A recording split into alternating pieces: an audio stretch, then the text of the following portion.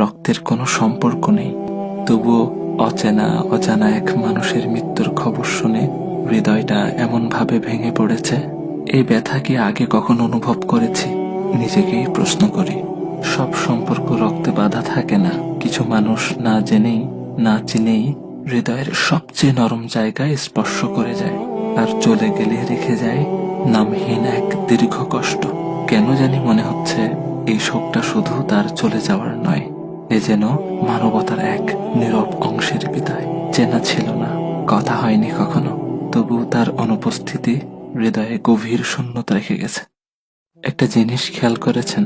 আমার ভাই ওসমান হাদিকে গুলি করা হলো জুমার নামাজের পর, আর তিনি তার রবের ডাকে সাড়া দিয়ে চলে গেলেন জুমার রাতে। আহ, কত সৌভাগ্যের মৃত্যু!